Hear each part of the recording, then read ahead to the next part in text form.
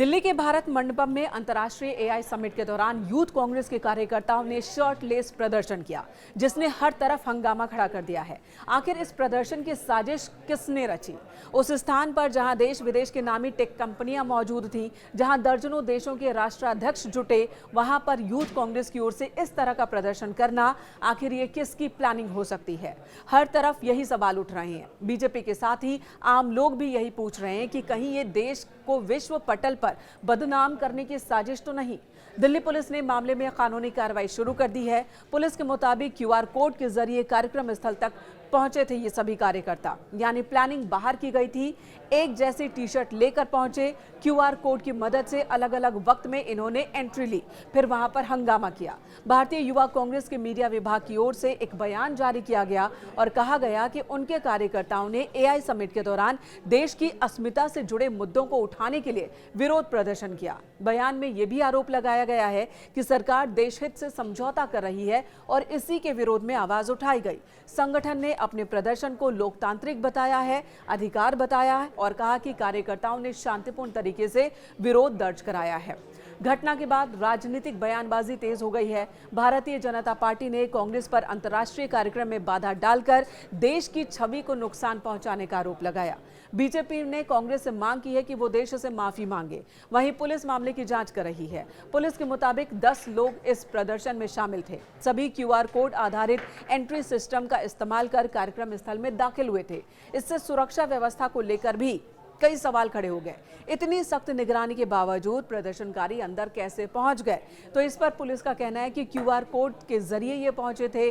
किसी के पास कोई आपत्तिजनक वस्तु नहीं थी जिससे कि उन पर शक होता कि वो अंदर जाकर क्या करने वाले हैं। जांच एजेंसियां अब ये पता लगाने में जुटी हैं कि प्रवेश प्रक्रिया में कहीं चूक हुई है या जानबूझकर नियमों का उल्लंघन हुआ है। दिल्ली पुलिस ने स्पष्ट किया है कि प्रदर्शन से जुड़े सभी पहलुओं की जांच की जा रही है। हिरासत में लिए गए सभी लोगों से पूछताछ की जा रही है और कार्यक्रम में प्रवेश से लेकर प्रदर्शन की योजना तक हर पहलू की जांच की जा रही है। पुलिस अधिकारियों का कहना है कि यदि किसी ने सुरक्षा नियमों का उल्लंघन किया है तो उनके खिलाफ कानूनी कार्रवाई की जाएगी, सख्त कार्रवाई की जाएगी। दिल्ली पुलिस ने स्पष्ट किया कि प्रदर्शन से जुड़े हर पहलू की जांच हो रही है। हिरासत में जिन लोगों को लिया गया उनसे पूछताछ हो रही है। आपको बता दें कि इस हंगामे के बाद भारत मंडपम में समिट वाले स्थान पर सुरक्षा कड़ी कर दी गई है।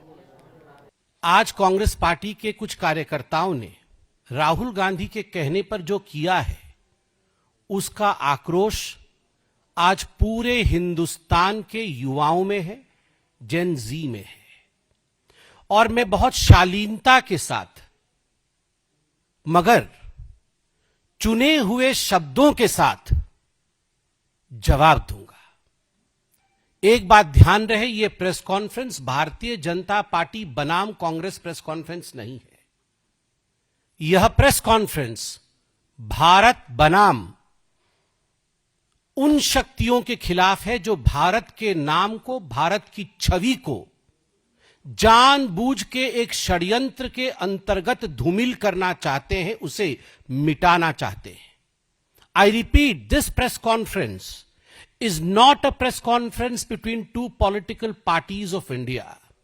This is not a press conference between Bharatiya Janata Party at one side and the Congress Party on the other side. Rather, it is a press conference between the idea of India and those who espouse the idea against India. बंधुगण, आप सभी जानते हैं कि भारतवर्ष में, दिल्ली में एक बहुत बड़ी गतिविधि चल रही है। भारत मंडपम में एआई वर्ल्ड समिट चल रहा है और उसमें आज 4 लोगों की गिरफ्तारी हुई है जो यूथ कांग्रेस के लीडर्स हैं। मैं नाम भी पढ़ता हूं जो गिरफ्तार हुए हैं। कृष्णा हरी, ये यूथ कांग्रेस का नेशनल सेक्रेटरी है। कुंदन यादव, बिहार यूथ कांग्रेस का सचिव। अजय कुमार, उत्तर प्रदेश यूथ कांग्रेस का उपाध्यक्ष है और नरसिम्हा यादव यूथ कांग्रेस का नेशनल कोऑर्डिनेटर है। मैंने ये 4 नाम और उनका पद इसलिए बताया क्योंकि पद देखिए, कोई सचिव है, कोई अध्यक्ष है। ये छोटे कार्यकर्ता नहीं है, ये बड़े कार्यकर्ता हैं और बड़े पदों पर आसीन कार्यकर्ता हैं कांग्रेस पार्टी के, और ये रैंडमली या इसी प्रकार अंदर घुस गए हो अफरा तफरी में, ऐसा नहीं हुआ है। पूरे रिसर्च के साथ हम यहां आए हैं। इन कार्यकर्ताओं ने अपना रजिस्ट्रेशन कराया। रजिस्ट्रेशन करने के पश्चात, रजिस्ट्रेशन पहले कराया, आज नहीं कराया, रजिस्ट्रेशन पहले कराया, बार कोड प्राप्त हुआ इन्हें। बार कोड लेकर ये अंदर घुसे, एक डिजाइन के साथ अंदर घुसे, जिसमें इन्होंने उल्टा टी शर्ट पहन रखा था, दिख नहीं रहा था टी शर्ट पे क्या लिखा है, और अंदर जाके ये एक तरह से टॉपलेस हो जाते हैं, अपने कपड़े उतार देते हैं और उसके साथ प्रोटेस्ट करते हैं। ये प्लानिंग कहां बनी थी? ये कोई सड़क चलते हुए यूथ कांग्रेस के किसी लीडर ने ये प्लानिंग नहीं बनाया। ये राहुल गांधी, सोनिया गांधी और प्रियंका वाड्रा की मौजूदगी में राहुल जी के निवास स्थान पे ये प्लानिंग किया गया था। ये प्रयोग है, ये संयोग नहीं है। This is not an experiment.